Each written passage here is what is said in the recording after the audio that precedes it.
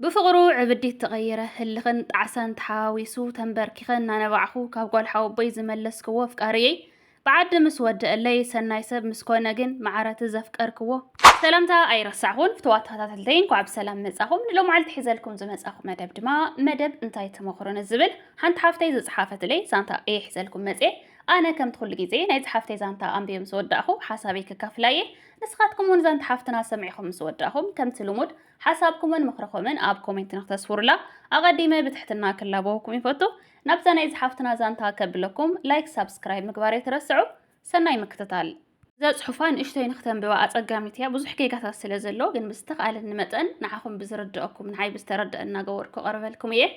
سلام ابي حفتي كنده غيزه صحيفلكي اب كومنت اي راخينمو بزيسكي كصحفلكي كيتحالفني مخرخن مخرت خاتاتلتخن دلي عاركلني بفقري شوعت عامت كيرنا ودعت ايو اب سدت اينا زلنا انا ايه ناب سدت قديمه مصي كاب عدي كسكع سدت زمص بزح مسوات ايه كفيللو يفقرو بقى يصلللو ايه دارغا نيره ግን ባዕሉ እዩ ከምኡ ክኾን ገይሩኒ ምስኪን ዋዒሉ ዘይዛረብ እሙን ምዃኑ እየ ዝፈልጦ ነይረ ካብኡ ስደት መጽዩ ብገንዘብን ብምኽርን ብዓቕመይ ኣብ ጎኑ ይስራሕ ኣይስራሕ ኣብ ጎኑ እየ ቤተሰቡን ዓድን ይፈልጥ እዩ ተታሒዙ ከይዱ እውን ቀድሚ ነብሲ እየ ዝሰርዖ ዘለኒ ሰዲደ ክኸደን ክጽብቐለይ ከይጭነቕ እየ ዝጸር ንባዕላ ደኣ ንኢዳ ከይትብልን እምበር ኣነ ቆንጆ መልክዕ ኣለኒ መዓተ ወዳት ይሓቱኒ እዩ ንሱ እውን ይፈልጥ እዩ ግን ኣብ ቅድሚኡ ምንም ኣይመስሉንን እንታይ ኢኸ ርኢኹሉ ይብሉኒ ግን ኣነ ማንም ከናእሶ ኣይደልን ነይረ ዝበለን ተበለሰብ ቀኒኡ ከባእሰና እዩ ኢለ እየ ንባዕሉ ዝነግሮ ነይረ ካብኡ ዓዳኣትዩ ካልእ ግዜ ኣይቀየረንን ነይሩ ኣብ ማንም ቦታ ኮይኑ ማራት ተغيሩኒ መባኣሲ ይደሊ ቀርሽን ተሰደድ ኩሉ በቃ መምስጋን ገዲፍዎ እንታይ እዩ ኮይኑ ኢለ ይጭነቕ ይሓቶሞ ካባኺ ክንደይ ግዜ ክጽበ ተጸባይ ኮይነ ዕድለይ ምሕጋዝ ኣቢኒ ይብለኒ ኣሚን እዩ ከምኡ ከይትብል ይብሎ ካብኡ መሊሱ ተغيሩ መስመር ኣትዩ ኣይድውል ደዊለ ኣይምልስ ካርድ መሊአ ደዊለ ስልኩ ስዊች ኦፍ ይገብሮ ጭንቕ ኢሉኒ ዓርኪ ከም ዝሓዘ ሰሚዐ ግን ቀኒኦም እዮም ኢለ ግን ሓቂ ምዃኑ ኣሚነ ካብኡ ባዕሉ ይቅርታ ኢሉኒ ተጋጌ ሓንቲ መዓልቲ እምነተ የፍሪሰ ከሲረኪ ንኸምኡ እየ ርሒቐኪ ሓፊረ ኢሉኒ ኣሚነዩስ ስዑዲ ይመጽእ ኣለኹ ኢሉኒ ኣነ ዓሻ ምእንቲ ጠቕሙ ኢሉ ምዃኑ ዘይተረድአኒ ንዓ ኢለ ቀርሺ ሰዲደሉ መጽዩ ካብኡ የመን በጺሑ ንደዋወል ነርና ብድሕሪኡ ከዓ ህልም ኢሉ ደቂ ዓድና ደው ኢለ ደሓኒ ይብሉኒ ሓሚሙ ከይብል ግን ከዓ በቃ ተغيሩኒ ካብኡ እንተሰማዕኹ ዋልሓውበይ ሒዙ መጽዩ ተፋቒሮም ምስኣ ኮይኑ እዩ ተغيሩኒ ኣብራጎ ወርሒ ገይሮም ኩሉ ሰብ እንተ ነጊርናያ ድሓር ክትበኣሰና እያ ኣይተኣምነናን እናበለ ኣይዛረበንን ነይሩ ኣነ በቃ ኣይሰምዕን ነይረ ካብኡ ስዑድ ኣትያ ደው ኢሉ ኣብ መኻኑ የለይ ውሽጠይ ምቕባል እናኣበዮ ስለ ዘፍቀርክዎ ግን ተዓሪቕና ንደዋወል ነርና ድሕሪ 6 ወርሒ ከዓ ስዑድ ኣትዩ ጠፊኡኒ ጽሒፈ ኣይምልስን ደው ኢለ ኣየልዕልን ምስኣ ስለ ዝተራኸቡ ጓልሓውበይ እውን ተፍቅሩ ኩሉ ሰሚዐ ኣሚነ ሕርር ኢለ ደው ኢለ ተጻሪፈያ ኣይደልየክን ብገንዘብ ኢኺ ትገዝእዮ ንዓ እዩ ዘፍቅር ኢላ ተመሊሳ ጸሪፋትኒ ካብኡ ብህልኽን ብቕንዕን ብጸጸትን ኩሉ ዝኸፈልክዎ መስዋእተይ ኣጸጺቱኒ ካብኡ ኣብ ህልኽ ኣትየ ክምልሶ እየ ኢለ ንሳ በቃ ዋላ ትንጸፈሉ እያ ብዝበለጸ ካባይ ንሳ እያ ዋላ ብድሕረይ ትምጻእ ዕዳኣ ገዲፋ ትህቦ ካብኡ ተንበርኪኸ ዳርጋ የጻለት ነይረ ዓቢደ ዳርጋ እየ ነይረ በቃ ህልኽ ፍቕሪ ጸጸት ኩሉ ተሓዋዊስኒ ተባኢሶም እያ ዝሰምዑ ደቂ ዓድና እናደወሉ ምስኦም ክዕልል ከለኹ ምሱ ምንም ነገር መትሓዚ ከም ዘይብሉ ይርዳኣነ ነይሩ እዩ ግን ዋላ እናፈለጥኩ በቃ ከንዕረቕ ምስኡ ክኸውን እየ ዝደሊ ነይረ ካብኡ በጃኺ ክንምርዓወኪ እናበሉ ይልሙንን እሞ ናብኡ ምድዋል እናተረጋጋእኹ ምስ መጻኹ بعدي تسمعوا بيتسب كل خوريلا قدميون تجديفكاني كنبر يدلن ايا تبل نيرا كاو يقرا جبر اللي النابله بعد خيقري علمينني فقري سلازنبرني تعاريقنا تغلاطيفو بعد ودي اللي كاو بقى كم قدمنا ان تداولنا زنبره سمعيتي ان حاسسه حاسيسو مره نصلاخو نعي زي خون زي ربح ود مخانو عيني እናትኸፈተ መጽኡ ኩሉ ዝገበረኒ ዝጸረፈኒ በብሓንቲ እናዘከርኩ ማራ ተቐይመዮ ንቐል ዓለም ይድራወለ እምበር ዋላ ህልኽ ዋላ ፍቕረ ዘይብለይ ማራ ዘድብረኒ ድምፁ ዘጽልአኒ ሰብ ኮይኑ ካብኡ እቶም ዝልምኑኒ ዝነበሩ ምስኡ የወዳድሮም እሞ ሓንቲ ዘይብሉ ብኸመይ የፍቂረዮ ብኸመይ ዓይነይ ዓዊረ ነይረ ዓቢደ ድየ ነይረ ኢለ ምስ ነብሰይ ይበኣስ ምስኡ ውዒለ ክሓድር ዝደሊ ዝነበርኩ ዋላ ንሓሙሽተ ደቂቕ ከዕልሎ ይጨንቀኒ ማዕረታ ዘፍቀርክዎ ጸሊአ እዩ ተንበርኪኸ እናጻለትኩ ነይረ ኣነ ድየ በቃ እንታይ የሪአሉ ዋላ ድምፁ ዋላ ፎቶ ሰዲዱ በቃ ጸሊአዮ ፈንፊነዮ ኩሉ እቲ ሰብ ዝብለኒ ዝነበረ እናዘከርኩ ቀኒኦም እዮም ስለ ዝብለኒ ስቂለ ዝሓልፎ ዝነበርኩ ፈንፊነዮ በቃ ጸሊአዮ ወለዲ ውለዱ ዝሓለፈ ሓሊፉ ይብልን ኣሎ ንሱ ንራኸብ ይብለን ኣሎ ኣነ ግን መልሓሰይ እምበር ልበይ ምስኡ የለን ካብኣ ተፈልዩ ኣብ ስራሕ እዩ ዘሎ ግን ኣነ በቃ ክገድፎ ደልየ ካልእ ዘፍቅሮ ኣይብለይን ግን ካብቶም ዝሓቱኒ ዝልሙኑኒ ደቂ ዓደይ ሓደ ክምርዖ እየ ካብ ኩሎም ብስሩሑን ብጸባዩን ዝበለጸ ኢለ እየ ዝምነ እምበር ዘፍቅሮ ኣይብለይን ንፈላለ ክብሎ ደልየ ካብ ንውድእ ብዙሕ ስለ ዘይገበርና ሓደ ኣሕፊሩኒ ካብኡ ከዓ ይብድሎ ከይህሉ ድሓር ከይጽጸት ፈሪሐ ኣይደልየካን ኢለ ብሎክ ገይረ ከርሕቆ እየ በቃ ዝምነ ንሱ እዩ ዝድውል ኣነ ኣይድውል ኣይጽሕፍ በቃ ጸሊአዮ ክሞት ደልየ በዝሒ በደሉ ልበይ ኣጨኪንዎ ኣቢ ሓፍተይ ጽሑፍ ብዝሕልኪ ይቅርታ ዶሞፍትው እየ ዘብለኪ ምቅርቲ ናይ ስደት መኽሰበይ ኣብ መኸርኒ ክጽበየክ እየ ዛናተይ ዝብል እዩ ይቐኒልይ ዝሓፍተይ ክብርቲ ሓፍተይ ኣነ ከመኸረኪ ዝደሊ ብዛዕባ እዚ ሕጂ ዘለዎ ባህርያት ዘፍቃሪኺ ካብ ጓል ሓውብኺ ተፈልዩ ናይ ስራሕ ሰብ ኮይኑ ኣብ ቀረባ ግዜ ድማ ከም ዝጽሕፍክዮ ዘለኺ ብዓዲ ከም ዝወዳእኹም እዞም ዝልምኑኹ ዘለዉ ደቂ ዓድኺ ባህርያትክን ባህርያት ኣፍቃሪኽን ባህርያት እዛ ጓል ሓውብኽን ብሓፈሻ ኣነ ዝተዓዘብክዎን ጌጋ እዩ ሓቂ እዩ ዝበልክዎን እንታይ ዓይነት ውሳነ ክትውስነ ከም ዘለክን ከምቲ ኩሉ ግዜ ከመኸረኪ እየ ቅድሚኣ ቀንዲ ክሓልፋ ዘይደሊ ግን ክቐድማ እውን ዝደለኹ ክርስቲያን ምዃና ስለ ዘረጋገጹ ካብ ፕሮፋይላ እዚ ሓፍትና ሓደ ክርስቲያን ወዲ ምስ ክልተ ደቂ ሓውቦ ናይ ስጋ ዝምድና ዘለወን ክልተ ደቂ ኣንስትዮ ርክብ ምፍጻም ማለት ሕጊ ቤተ ክርስቲያናን መጽሓፍ ቅዱስናን እንታይ ትብል ሓንቲ ሰርች ገይረ ዘረኸብክዋ ንእሽተይ ሓጻር ጽሑፍ ከም ዝበልኩም እየ ቀጺለ ናብ ዝሓፍተይና ምኽሪ ክምለስ እየ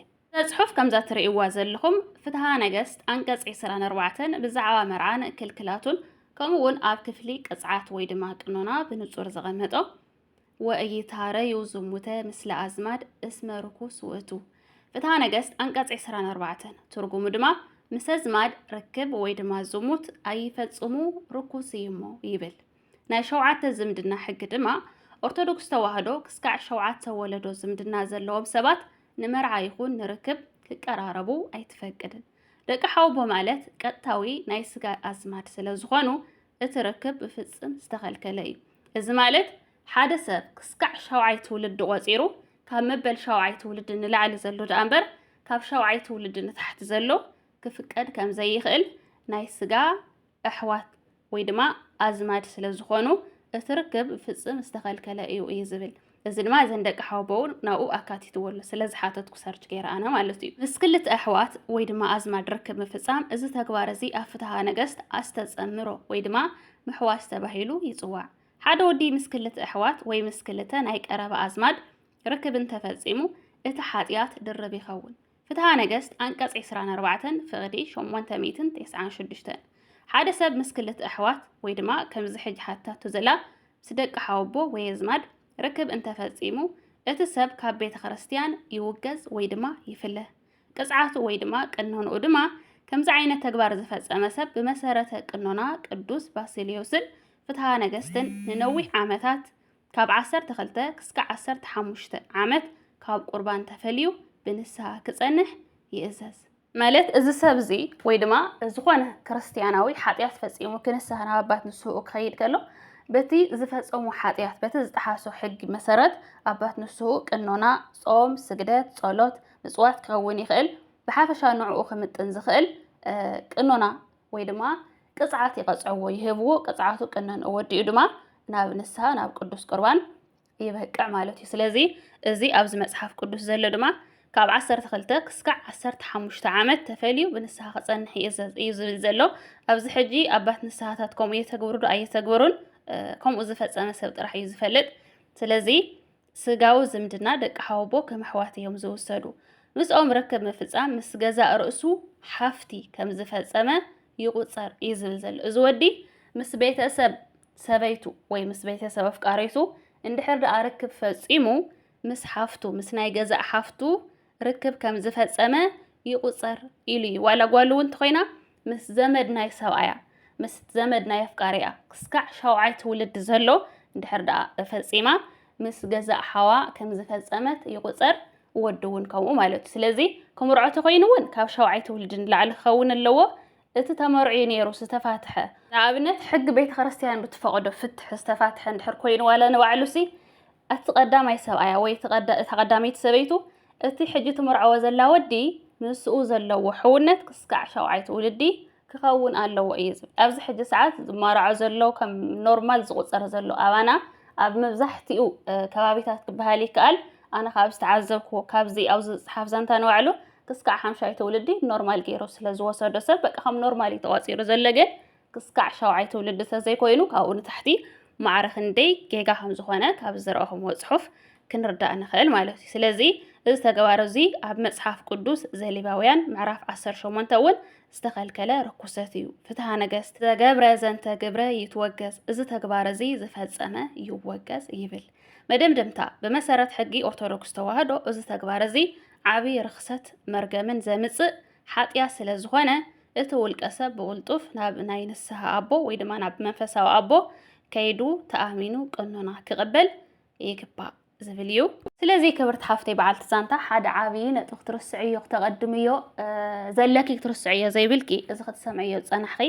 ምስ ጓል ሓወቦኸ ዝነበረ ወዲ ናብ ህይወት ክትመልስዮ ኣይብልኽን ኣይኮነ እንዶ ቆሪፅልኪ ኣይኮነ እንዶ ማዕረት ተፍቅርዮ ዝነበርክ ጸሊእኽዮሲ ብፍቅሩ ከም ተዓቢድክዮ ዝነበርክ ዋላ እንተ ተዓብድሉ ነርኪ እቲ ኣሲርክዮ ዘለኸ መስቀል ወይ ድማ እቲ ዘሎ ተኣምኑሉ ሃይማኖትኪ ኢኻ ተቐድም ዘለኪ ስለዚ ናብ ክልተ ደቂ ሓወቦ ዝኸደ ወዲ ጽባሕ እውን ናብ ሓንቲ ጓል ሓወቦ ናብ ሓንቲ ናብ ካልእ ዓለይተ ዘመድኪ ናብ ካልእ ቤተሰብኪ ናብ ካልእ ሓፍትኺ ክኸይድ ክሓፍረ ይኽእል ካልኣይ ነገር ኣነ ካብ ዛንታ ዝተረዳእኽዎ ንሳ ደላይት ንሱ ተደላይ ንሳ ኣፍቃሪት ንሳ መስዋዕቲ ትኸፍል ንሳ ትደክም ንሱ ግን ምንም ነገር ዘይኸፍል ወዲ ወዲ ልክዕ ከምቲ ንስኻ መስዋዕቲ ትኸፍል እየ ዘለኺ መስዋዕቲ ክኸፍል ኣለዎ ንፍቅርኩም ክልተይኹም መስዋዕቲ ክትከፍሉ ዘለኩም ክልተይኹም ዋጋ ክትከፍሉሉ ዘለኩም እምበር ሓደ በይኑ ዋጋ ዝኸፍል ተኮይኑ እቲ ፍቅሪ ዕድመ ክህልዎ ይኽእልን እቲ ለማኒ ዘሎ እቲ መስዋዕቲ ዝኸፍል ዘለውን ክብሪ ክህልዎ ይኽእል ስለዚ ሓደ ክትርድእዮ ዘለኪ ሎሚ ናብ ጓል ሓወቦኸ ዝኸደ ወዲ ጽባሕ ናብ ካልእ ጓል ሓወቦኸ ናብ ካልእ ቤተሰብኪ ናብ ካልእ ሓፍትኺ ወይ ናብ ካልእ ናይ ባዕሉ ዓለይተ ዘመዱ ምኻዱ ኣይተርፍን ምክንያቱ ሓደ ፈሪሓ እግዚአብሔር ዘለዎ ወዲ ምስ ጓል ሓወቦኸ እንድሕር ዘይፈሪሑ ምስ ጓል ሓወቦኡ ንባዕሉ ክፈርሕ ይኽእል ስለዚ ሓደ ልቢ ክትብሉ እየ ዘለኪ ቀዳማይ ነገር ኣብ ደስ ዝበሎ ዝመፀኪ ኣብ ደስ ዝበሎ ዝኸይድ ንዓኺ ከም መተካእታ እዩ ዝርአየኪ ዘሎ ኣብ ጎኑ ጓላት ክህልዋ ከለዋ ይርሐቐኪ ካብ ጎኑ ኣዋልድ ክኸዳ ከለዋ ዓይመፀኪ ይቅርታ ይብለኪ ስለዚ ሓደ ዓብይ ነገር ከም ዝቆረፀልኪ ዓዊሩ ዝነበረ ዓይንኺ ከም ዝተኸፈተ ኣነ ተረድእየ ዘለኹ ዓብይ ነገር ንኽትውስን እውን ይሕግዘኪ እዩ ንወለድኺ ሓደ ክትረድእዮም ዘለክ ሓደ ሓጢያት ምዃኑ ክልቲኽን ደቂ ሓወቦ ምዃንክን ኣብ ሓጢያት ድማ ክትነብሪ ከም ዘይትደሊ ብሓፈሻ ካብ ባህርያቱ ብዙሕ ዘየድሊ ነገር ከም ዝረእኽሉን ከም ዘይትደልይን ኢኺ ንወለድኺ ተረድእዮም ዘለኪ ንዕኡ ጊዜኡ ዕድሚኡ ምንም ነገሩ ኣይወሰድክሉን ዘለኺ ኣይከሰረን ዘሎ የፍቀረካ የናበልክ ተትታልልዮ ነርክ ብዓዲ ምስ ወደአል ክገድፎ እንተ ትብል ነርክ በደል ይመወልክኾ ነይረ ብሕጊ ቤተ ክርስቲያንና ድማ ሕፀ ናይ ምፅንናዕ ሰዓት እዩ ምፍልላይ ኣብ ሕፀ ሓጢያት ኣይኮነን ሕፀ ምፍራስ ሓጢያት ኣይኮነን ስለዚ ሕፀ ምፍራስ ሙሉእ መሰለለኪ እንድሕር ደኣ ንስኺ ከም ዘየድልየኪ እንድሕር ደኣ ኩሉ ሕማቕ ባህርያቱ ኩሉ ፀረፍታቱ ኩሉ በደሉ እንድሕር ደኣ ርኢኺ በቃ ኣይደልየካን ኢልኪ ብስነ ስርዓት ተዛሪብኪ ከምቲ ትብል እየ ዘለኺ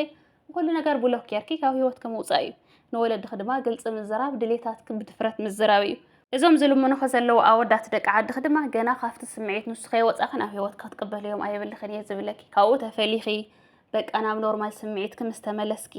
ደስተኛ ምስ ኮንኪ ክትመዛዝንሉ ኣብ ትኽእሊ ደረጃ ምስ ኮንኪ ዳ እምበር ሕጂ ኣብቲ ዘለኽዮ ኩነታት ኮይንኪ ዋላ እንቶም ደቂ ዓድኺ ተቐዳዲምኪ እንተዘይትቕበልዮም ነፃ ኮይንኪ ካብ ኩሉ ነገር ነፃ ምስ ኮንኪ ኣብ ፅቡቕ ደረጃ ከም ዘለኺ ምስ ተኣማመንኪ